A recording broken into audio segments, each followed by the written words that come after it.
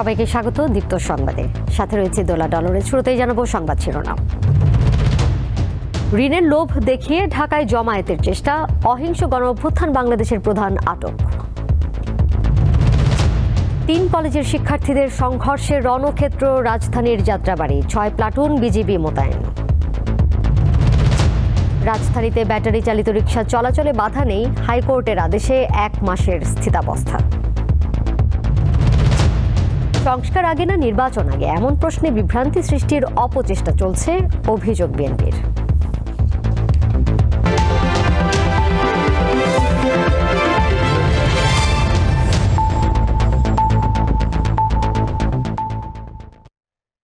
অহিংস গণ অভ্যুত্থান বাংলাদেশের আহ্বায়ক মোস্তফা আমিনকে আটক করেছে পুলিশ।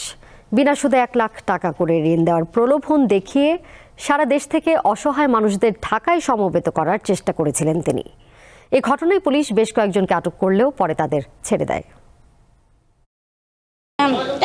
টাকা নিছে হাসিনা, এই হাসিনাটা টাকাই না, তারপরে কইছে ইনুসারে তোমাকে ঋণ দিব, যে 1 লাখ থেকে 1 কোটি পর্যন্ত লোন দিব, যারা অসহায় মানুষ আছে তাদের জন্য দিবে। আমরা গেছি একটা লোভে করেই দেখলাম আমি যে ডাক্তার ইউনুসের একটা ছবি, ওইটুকু একটু বিশ্বাস করলাম হইতে পারে কয়েকটা মিটিং ডাকবো। এরকম নানা প্রলোভন দেখিয়ে সারা দেশ থেকে অসহায় মানুষকে রাজধানীর শাহবাগে এনে সমাবেশ করার চেষ্টা করা হয়। শাহবাগে আসা বাস ভর্তি এই মানুষদের ফেরত পাঠায় পুলিশ। সোমবার সকালে অহিংস গণ অভ্যুত্থান বাংলাদেশের ব্যানারে রাজধানীতে প্রবেশ করার সময় 2টি বাস আটকায় সাভার মডেল থানা পুলিশ। এ সময় বাসে থাকা 57 জন নারী, 17 জন পুরুষ সহ 6 শিশুকে থানা হেফাজতে নিয়ে জিজ্ঞাসাবাদ করা হয়। পরে 3 জন বাদে বাকিদের মুসলেকা দিয়ে পরিবারের জিম্মায় ছেড়ে দেওয়া হয়। যে গ্রামে গ্রামে যায় যার যার নাম লিস্টে নিছে, আপনাদের লোন দেওয়া হবে, যে এ টাকার যে সুদ নেওয়া যাবে না, ঋণ দেওয়া হবে 1 লক্ষ থেকে 1 কোটি টাকার মতো ঋণ দেওয়া হবে। আসলে এটা ছিল একটা গুজব, প্রপাগান্ডা। এগুলো আসলে একটা অস্থিতিশীল পরিস্থিতি সৃষ্টি করার প্রচেষ্টা। মানিকগঞ্জ থেকে 7টি বাসে ঢাকার শাহবাগের উদ্দেশ্যে রওনা হন অনেকে। পরিস্থিতি খারাপ দেখে ওই বাসেই মানিকগঞ্জে ফিরে যান তারা। এরপর জরিনা কলেজের দাবির হোসেনের বাড়ি ঘেরাও করেন তারা। পরে পুলিশ ও সেনাবাহিনী গিয়ে পরিস্থিতি নিয়ন্ত্রণ করে। ডুবির ভাই আমি বলছিলাম এটা কি বিষয়, উনি কলো না এই মিটিং এই কাগজ আছে, স্লিপ নিয়ে যান, ওই 25 তারিখে যাওয়া লাগবো। 250 করে টাকা দিবেন আর ভোটার আইডি কার্ড দিবেন, 1 লাখ টাকা নিব আমরা, আমাদের সুদ দিতে হবে না। ওইটা আপনাকে তো পেঁচা দিছে, আপনারা এই চাচ্ছেন কিসের জন্য? রোববার সন্ধ্যায় মাগুরা শহরের বাস টার্মিনাল থেকে অসহিংস গণ অভ্যুত্থান বাংলাদেশের ব্যানারে ঢাকায় যাওয়ার পথে 36 জন নারী পুরুষকে পুলিশ হেফাজতে নেওয়া হয়। তাদের সঙ্গে 8টি শিশু সন্তানও ছিল। জিজ্ঞাসাবাদ শেষে তাদেরকে পরিবারের জিম্মায় ছেড়ে দেওয়া হয়। কালো টাকা ধলা করতে পারলে ওই লোনগুলো দেবে।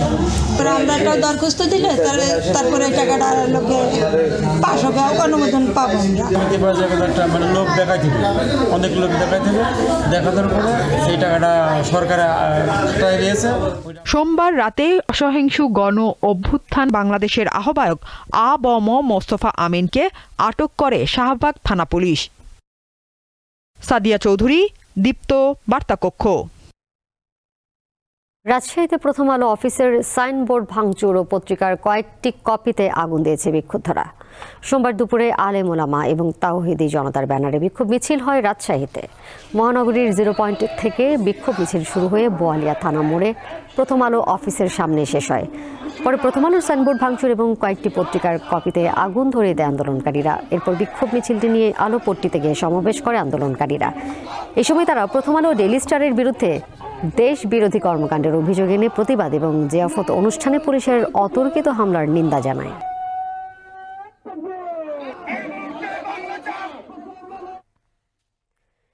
ইসকন নেতা চিন্ময় কৃষ্ণ দাস ব্রহ্মচারীর মুক্তির দাবিতে ঢাকা মহানগর গোয়েন্দা পুলিশ কার্যালয়ের সামনে অবস্থান নিয়েছে ইসকন ভক্তরা।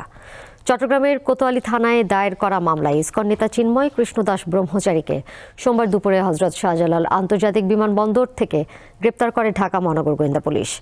পরে মিন্টো রোডের সংস্থাটির প্রধান কার্যালয়ে নেওয়া হয় ইসকনের এই নেতাকে। এই খবর সন্ধ্যার পর থেকে চিন্ময় কৃষ্ণ দাস ব্রহ্মচারীর মুক্তির দাবিতে ডিবি কার্যালয়ের সামনে অবস্থান নেয় বেশ কিছু ইসকন সদস্য। এ সময় ডিবি কার্যালয়ে প্রবেশের চেষ্টা করলে আইনশৃঙ্খলা বাহিনীর সদস্যরা তাদের বাধা দেয়।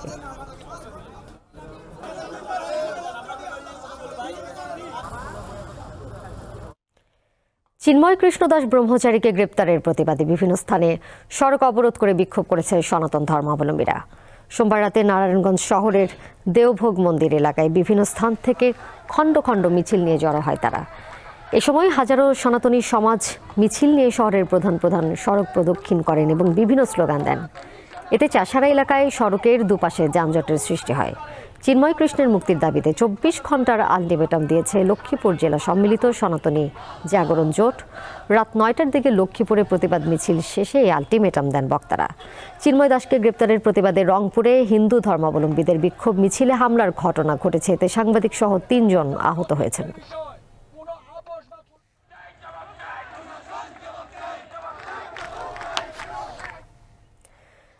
তিন কলেজের শিক্ষার্থীদের সংঘর্ষে উত্তাল রাজধানীর যাত্রাবাড়ি এলাকা। দুপুর থেকে দফায় দফায় এই সংঘর্ষ চলে। এ সময় আহত হন অনেকে। আইনশৃঙ্খলা পরিস্থিতি নিয়ন্ত্রণে যাত্রাবাড়ি ডেমরা এলাকায় 6 প্লাটুন বিজিবি মোতায়েন করা হয়েছে। বন্ধ ঘোষণা করা হয়েছে সরকারি শহীদ সোহরাওয়ার্দী কলেজ। এর আগে বেলা 12টার দিকে শহীদ সোহরাওয়ার্দী কলেজ ও কবি নজরুল কলেজের শত শত শিক্ষার্থী গিয়ে মাহবুবুর রহমান মোল্লা কলেজে হামলা চালায়। পরে বেলা 1টার দিকে মাহবুবুর রহমান মোল্লা কলেজের শিক্ষার্থী ও স্থানীয় জনতা এবং শহীদ সোহরাওয়ার্দী কলেজ ও কবি নজরুল কলেজের শিক্ষার্থীদের মধ্যে পাল্টাপাল্টি ধাওয়া ও সংঘর্ষ বাধে। এর আগে রবিবার ভুল চিকিৎসায় অভিজিৎ হাওলাদার নামে এক শিক্ষার্থীর মৃত্যুর অভিযোগের জেরে পুরান ঢাকার ন্যাশনাল মেডিকেল কলেজ এবং শহীদ সোহরাওয়ার্দী কলেজে ব্যাপক ভাঙচুর ও লুটপাট চালায় মাহবুবুর রহমান মোল্লা কলেজের শিক্ষার্থীরা। শিক্ষকরা আহত হয়েছে, তাদেরকে সেভ করার জন্য। তারপরও তারা আমাদের ক্ষান্ত করেনি। আমাদের প্রায় 50 থেকে 60 কোটি টাকার ক্ষতি করেছে। আমাদের যে অ্যাকাউন্টসের যে বোর্ডার ছিল যে সেটা ভেঙে। ঢাকা মহানগরে ব্যাটারি চালিত রিকশা বন্ধে হাইকোর্টের আদেশে 1 মাসের স্থিতাবস্থা জারি করেছে আপিল বিভাগের চেম্বার আদালত। এর ফলে আপাতত ব্যাটারি চালিত রিকশা চলাচলে কোনো বাধা নেই বলে জানিয়েছেন রিটকারীদের আইনজীবী। অন্যদিকে নাগরিকদের পক্ষের আইনজীবী জানিয়েছেন প্যাডেল চালিত রিকশার মতো ব্যাটারি চালিত রিকশা আইন মেনে চলাচল করলে তাদের আপত্তি নেই। কদিন ধরে রাজধানীতে ব্যাটারি চালিত রিকশা চালক ও মালিকরা আন্দোলন চালিয়ে যাচ্ছে। ঢাকা মহানগর এলাকার সড়কে ব্যাটারি চালিত অটোরিকশা চলাচল 3 দিনের মধ্যে বন্ধ করতে হাইকোর্টের আদেশের পর তারা এমন কর্মসূচি শুরু করেন। এরই ধারাবাহিকতায় সোমবারও তারা রাজধানীর আগারগাঁও এলাকায় সড়ক অবরোধ করে। দীর্ঘ সময় চলে তাদের কর্মসূচি। এদিকে রাষ্ট্রপক্ষ থেকে হাইকোর্টের আদেশ স্থগিত চেয়ে করা আবেদনের শুনানি হয় আপিল বিভাগের চেম্বার আদালতে। শুনানিতে ব্যাটারি চালিত রিকশার পক্ষে বিপক্ষে অবস্থান নেন আইনজীবীরা। শুনানি শেষে আপিল বিভাগের চেম্বার বিচারপতি রেজাউল হক আদেশ দেন, এই রিকশাগুলোর কোনো নিবন্ধন নেই, এই রিকশাগুলোর কোনো ফিটনেস পরীক্ষা করা হয়নি এবং এই রিকশার যারা চালক রয়েছেন তাদের কোনো লাইসেন্স নেওয়া হয়নি। বিভিন্ন সড়কে দুর্ঘটনা ঘটছে, জনগণের যে নিরাপদ সড়কের আকাঙ্ক্ষা এটি ব্যাহত হচ্ছে। স্থিতাবস্থা বজায় রেখেছেন, যেটির মানে হচ্ছে যারা এখন বিদ্যমান ঢাকায় ব্যাটারি চালিত রিকশা চালাচ্ছেন বা চলছে, এই রিকশাগুলো চলাচলে কোনো বাধা নেই। রাজধানীর সড়কে শৃঙ্খলা আনতে আইন মেনে ব্যাটারি চালিত রিকশা চলাচলের বিধান করার পক্ষে মত দেন নাগরিকদের পক্ষের আইনজীবী। ব্যাটারি চালিত রিকশা কারণে আমাদের জনজীবন কিভাবে ব্যাহত হচ্ছে, অ্যাট দ্য সেম টাইম আমি এটাও বলেছি যে যারা এই ব্যাটারি চালিত রিকশার উপরে জীবন নির্বাহ করেন তাদের বিষয়টিও আমাদেরকে অত্যন্ত মানবিকভাবে দেখতে হবে। তবে যেহেতু সর্বোচ্চ আদালতের একটি বিষয়, একটা আইনি কাঠামোর মধ্যে না এনে যেন কোনো রকম কোনো সিদ্ধান্ত গ্রহণ করা না হয়। রিকশা মালিক জোটের পক্ষ থেকে দায়ের করা একটি রিটের আলোকে গত 19 নভেম্বর হাইকোর্ট 3 দিনের মধ্যে ব্যাটারি চালিত রিকশা চলাচল বন্ধের নির্দেশ দেয়। ওই আদেশ স্থগিত চেয়ে রাষ্ট্রপক্ষ থেকে আবেদন করা হয় আপিল বিভাগে। আজিজুল ইসলাম, দীপ্ত সংবাদ, ঢাকা। বকেয়া বেতনের দাবিতে গাজীপুরে ফের বিক্ষোভ করেছেন বেক্সিমকো ইন্ডাস্ট্রিয়াল পার্কের শ্রমিকরা। সোমবার সকাল 8টা থেকে ঢাকা টাঙ্গাইল মহাসড়কের চক্রবর্তী এলাকায় সড়ক অবরোধ করেন তারা। এতে মহাসড়কটির 2 পাশে তৈরি হয় তীব্র যানজট। ভোগান্তিতে পড়েন বিভিন্ন পরিবহনের চালক ও যাত্রীরা। সম্প্রতি কারখানা কর্তৃপক্ষ 2টি ফ্লোরের 400 শ্রমিকের বকেয়া বেতন পরিশোধ করেন। বাকি শ্রমিকদের ডিসেম্বরের 8 তারিখের মধ্যে পরিশোধের আশ্বাস দেওয়া হয়। এতে ক্ষিপ্ত হয়ে সকাল থেকে মহাসড়ক অবরোধ করে আন্দোলন শুরু করেন শ্রমিকরা। রাত 8টার দিকে সড়ক ছেড়ে দেয় পোশাক শ্রমিকরা।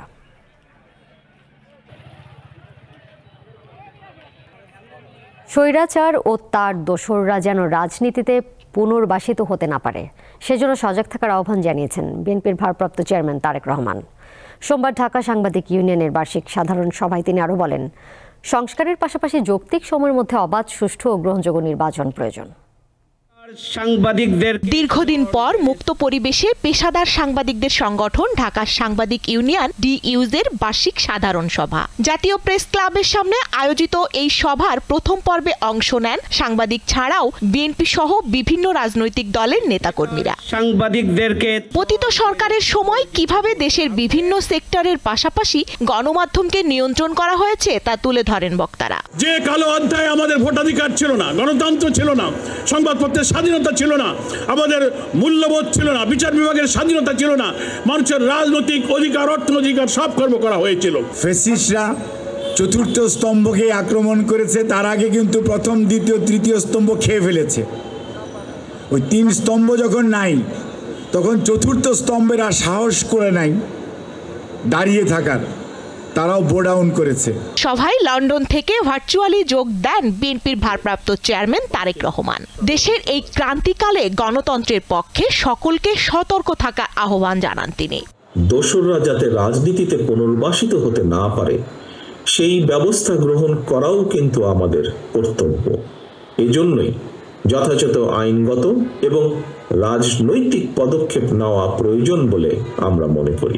সংস্কার চলমান প্রক্রিয়া জানিয়ে নির্বাচনের প্রয়োজনীয়তার কথাও তুলে ধরেন তারেক রহমান। সংস্কার কার্যক্রম নিয়ে অন্তর্বর্তীকালীন সরকারের সঙ্গে বিএনপির কোনো বিরোধ নেই। সংস্কার আগে নাকি নির্বাচন আগে, যারা এ ধরনের প্রশ্ন তুলে জনমনে বিভ্রান্তি সৃষ্টির অপচেষ্টায় লিপ্ত হয়েছেন তাদের উদ্দেশ্য কিন্তু ভিন্ন। বিএনপি মনে করে সংস্কার কার্যক্রম এটি কোনো শেষ হওয়ার বিষয় নয়। সুষ্ঠু ভোটের মাধ্যমে রাষ্ট্র ও সমাজে জনগণের রাজনৈতিক অধিকার নিশ্চিত করার তাগিদ দেন বিএনপির ভারপ্রাপ্ত চেয়ারম্যান। থাকবে মানুষের বাক। স্বস্তিকা সিংহ, দীপ্ত সংবাদ, ঢাকা। ডিজিটাল নিরাপত্তা ও লিঙ্গভিত্তিক সহিংসতার বিরুদ্ধে 16 দিনব্যাপী আন্তর্জাতিক নারী নির্যাতন প্রতিরোধ পক্ষের প্রচারণা শুরু করেছে অ্যাকশন এইড বাংলাদেশ। সোমবার এই পক্ষ পালন উপলক্ষে সাইকেল র্যালির আয়োজন করা হয়। ঘরে বাইরে অনলাইনে নারী নিরাপদ থাকুক সবখানে, এই প্রতিপাদ্য নিয়ে আন্তর্জাতিক নারী নির্যাতন প্রতিরোধ পক্ষ পালন করছে অ্যাকশন এইড বাংলাদেশ ও বিটনিক। ইউরোপীয় ইউনিয়নের সহ অর্থায়নে 10 ডিসেম্বর পর্যন্ত বাংলাদেশের 9টি জেলায় এই ক্যাম্পেইন পরিচালনা করা হবে। নারীদের পাশে দাঁড়ানোর জন্য পুরুষদেরকে এগিয়ে আসতে হবে। সোমবার রাজধানীর খামারবাড়ির টিএনটি খেলার মাঠে কর্মসূচি উদ্বোধন করা হয়। এ সময় নারীর বিরুদ্ধে সহিংসতার প্রতিটি রূপ মোকাবিলা করার অঙ্গীকার করেন সবাই। পরে মানিক মিয়া এভিনিউ থেকে সাইকেল র্যালি বের করা হয়। নারীদের জন্য নিরাপদ পরিবেশ তৈরির বার্তা দেন সাইক্লিস্টরা। নারীদের প্রতি নির্যাতন, এই নির্যাতন যাতে চিরতরে বন্ধ হয়ে যায়। ঘরে বাইরে বিভিন্ন জায়গায় হ্যারাসমেন্টের শিকার হই, সো আমরা চাচ্ছি যে আমাদের সব জায়গায় সেফটিটা থাকুক। মা বোন যারা আমাদের ঘরে অথবা বাহিরে, তারা যেখানে যাক তারা সবাই যেন সেফ থাকে, নিরাপদ থাকে, এটাই আমাদের চাওয়া। সাইকেল র্যালি শেষে ধানমন্ডি রবীন্দ্র সরোবরে আয়োজিত অনুষ্ঠানে বাংলাদেশে নারীর প্রতি সহিংসতার চিত্র তুলে ধরা হয়। পাশাপাশি ডিজিটাল সহিংসতা প্রতিরোধের উপায় সম্পর্কে জানানো হয়। নারীর প্রতি কোনো ধরনের বৈষম্য সমাজে থাকবে না বলে আশা করে অ্যাকশন এইড বাংলাদেশ। ঘরে বাইরে অনলাইনে অফলাইনে নারী যেন নিরাপদ থাকে, নারীর প্রতি কোনো রকম বৈষম্য বা মেয়ে শিশুর প্রতি কোনো বৈষম্য এই সমাজে থাকবে না। এই যে নতুন বাংলাদেশে আমরা যেন সবাই সম্মান নিয়ে বাঁচতে পারি। অনুষ্ঠানে প্রদর্শিত 2টি তথ্যচিত্রের উপর কুইজে অংশ নেন অনেকে। পরে 10 জন বিজয়ীর হাতে পুরস্কার তুলে দেওয়া হয়। সচেতনতামূলক আরো কার্যক্রম হোক সামনে। জহিরুল মোহসান, দীপ্ত সংবাদ, ঢাকা। রাজশাহীর বাবলা বন গণহত্যা দিবস আজ। 1971 সালের বিজয়ের প্রাক্কালে 25 নভেম্বর হানাদার পাকিস্তানি বাহিনী বুদ্ধিজীবী ও রাজনীতিবিদ সহ 17 জনকে হত্যা করে। তাদের সবার মরদেহ বাঁধা ছিল এক রশিতে। এই শহীদদের বিস্তারিত ইতিহাস তুলে ধরার দাবি স্বজন ও গবেষকদের। মুক্তিযুদ্ধের শেষ দিকে ১৯৭১ সালের ২৫ নভেম্বর রাতে পাকিস্তানি হানাদাররা তাদের স্থানীয় দোসরদের সহযোগিতায় রাজশাহীর বুদ্ধিজীবী, ব্যবসায়ী, প্রকৌশলী ও রাজনীতিবিদ সহ ১৭ জনকে তুলে নিয়ে যায়। ৩০ ডিসেম্বর শহর রক্ষা বাঁধের টি গ্রোয়েন সংলগ্ন বাবলা বনে তাদের মরদেহের সন্ধান মেলে। শহীদদের মধ্যে রাজশাহী বিশ্ববিদ্যালয়ের অধ্যাপক মীর আব্দুল কাইয়ুম, নওরোজ উদ্দৌলা খান, তসলিম উদ্দিন, আবুল হোসেন, আলাউদ্দিন, তাইব আলী, মির্জা সুলতান, আজিজুল হক চৌধুরী ও আলতাফ হোসেন অন্যতম। কিন্তু এই শহীদদের বিষয়ে তেমন জানে না নতুন প্রজন্মের অনেকে। কাদের যে বদ্ধভূমি, কারা শহীদ হয়েছিলেন তার কোনো নাম বা ফলক নাই, এইটুকুই জানি। এখানে এসে আমরা দেখি যে এখানে একটা স্মৃতি স্তম্ভর মতো কিছু আছে, কিন্তু এটার এক্স্যাক্ট ইতিহাস বা কোন প্রেক্ষাপটে এটা বানানো হয়েছে এ সম্পর্কে আমাদের কোনো ধারণা নেই। এখানে রাজশাহীর বিভিন্ন বুদ্ধিজীবীকে গণকবর দেওয়া হয়েছে, কিন্তু এখানে কোনো নেম প্লেট বা নাম ফলক নাই, যার মাধ্যমে যে আমজনতা জানতে পারবে এটা কি, সেটা বোঝা কোনো উপায় নাই। স্মৃতিসৌধের পাশাপাশি শহীদদের নামফলক স্থাপন ও তাদের সংক্ষিপ্ত ইতিহাস লিপিবদ্ধ করার দাবি স্বজনদের। এই বাবলা বনে বধ্যভূমিতে কারো নাম ফলক বা সংক্ষিপ্ত ইতিহাস নাই। আমি সরকারের কাছে আবেদন জানাই যে সরকার যেন এটাকে নাম ফলক এবং নথিভুক্ত করে সরকারিভাবে। যে কয়েকজনের নাম পাওয়া গেছে সেটিও যদি এখানে লিখে দেওয়া হয় এবং ইতিহাসটি লিখে দেওয়া হয়, তাহলে আগামী প্রজন্ম মানে নতুন প্রজন্ম আমাদের মুক্তিযুদ্ধের ইতিহাসের একটি অংশ এইটি সম্পর্কে জানতে পারবে। রাজশাহী মহানগরে ৯টি বধ্যভূমি রয়েছে। এগুলো রক্ষণাবেক্ষণে জোর দিচ্ছে সিটি কর্পোরেশন। আমাদের রাজশাহী যে নটির কথা বললাম মহানগরের মধ্যে এখন পড়েছে, এই নটির জায়গায় বধ্যভূমির তথ্যপত্র সংগ্রহ করা, সুরক্ষা দেওয়া, বাচ্চাদেরকে শেখানো, এই কাজগুলো আমরা করতে চাই। মহান মুক্তিযুদ্ধে পাকিস্তানি হানাদারদের বিরুদ্ধে তীব্র প্রতিরোধ গড়ে তুলেছিলেন রাজশাহীর মানুষ। দীপ্ত বার্তাকক্ষ। বিশ্বের ৩৮৪ মিলিয়ন মানুষ ক্রনিক অবস্ট্রাকটিভ পালমোনারি ডিজিজে দীর্ঘস্থায়ী শ্বাসজনিত রোগে ভুগছে। তাদের মধ্যে বাংলাদেশেই রয়েছে ৬৫ লাখ রোগী। আর এই রোগে বছরে বিশ্বে ৩ মিলিয়ন মানুষ মারা যায়, যা বিশ্বব্যাপী মৃত্যুর তৃতীয় কারণ। বিশ্ব সিওপিডি দিবস উপলক্ষে সোমবার রাজধানীর ২৫০ শয্যা বিশিষ্ট টিবি হাসপাতাল আয়োজিত এক বৈজ্ঞানিক সেমিনারে এই তথ্য জানানো হয়।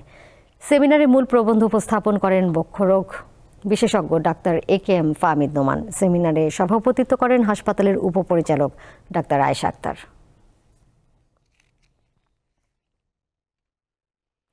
রাজধানীর ধানমন্ডি ১৩তে কাজী ফার্মস কিচেনের নতুন আউটলেট চালু হয়েছে। উদ্বোধনী অনুষ্ঠানে উপস্থিত ছিলেন কাজী ফার্মস কিচেনের প্রধান নির্বাহী কর্মকর্তা তানভীর হায়দার চৌধুরী, মার্কেটিং প্রধান রাজীব সাহা, বিক্রয় প্রধান মহিদুল হোসেন এবং ফিনান্স অ্যান্ড অ্যাকাউন্টস প্রধান রুহুল আমিন। নতুন আউটলেটের মাধ্যমে ধানমন্ডি ও এর আশপাশের এলাকার মানুষ সহজে কাজী ফার্মস কিচেনের পণ্য কিনতে পারবেন। এই আউটলেটে গ্রাহকরা মজাদার ফ্রাইড চিকেন, বার্গার ও ফ্রোজেন পরোটা সহ অন্যান্য স্বাস্থ্যকর খাবার পাবেন। কাজী ফার্মস কিচেন ধীরে ধীরে দেশের প্রতিটি প্রান্তে তাদের আউটলেট বিস্তারের মাধ্যমে মানসম্মত খাবার সরবরাহে অগ্রণী ভূমিকা পালন করছে।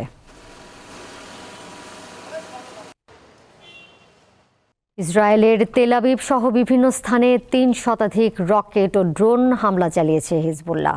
এতে অন্তত ১১ জন আহত হয়েছে।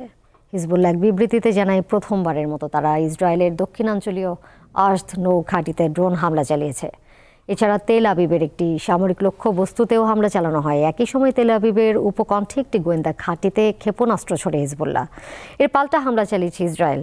লেবাননে হিজবুল্লাহর স্থাপনা লক্ষ্য করে চালানো হামলায় বেশ কয়েকজন হতাহত হয়। পরিস্থিতি বিবেচনায় জানুয়ারি পর্যন্ত বৈরুতে সব স্কুল বন্ধ ঘোষণা করা হয়েছে।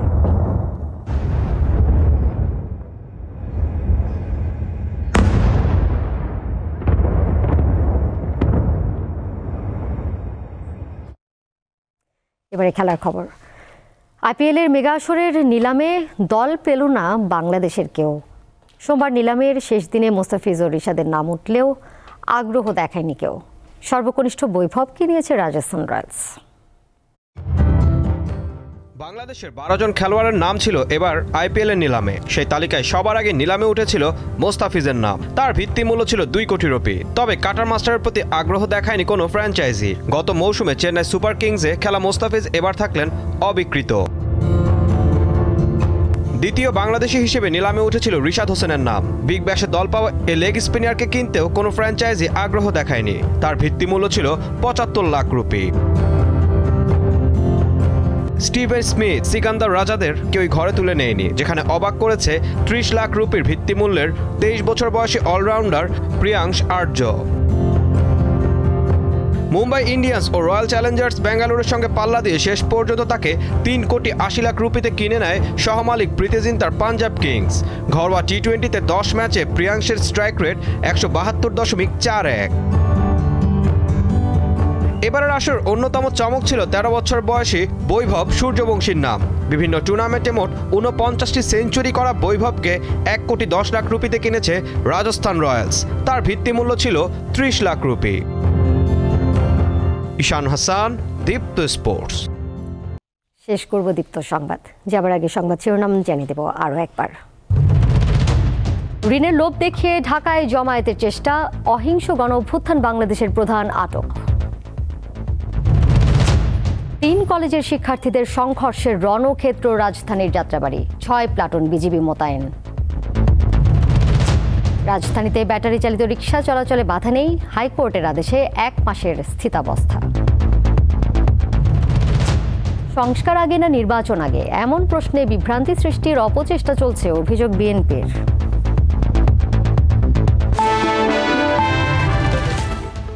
আর এই ছিল এখনকার মতো। এর সাথে বিদায় নিচ্ছে আমি ডোলা ডলরেস। আরও তথ্য এবং বিনোদনের নানা খবরাখবর জানতে যুক্ত থাকুন দীপ্তর ডিজিটাল প্ল্যাটফর্মে। সবাইকে ধন্যবাদ।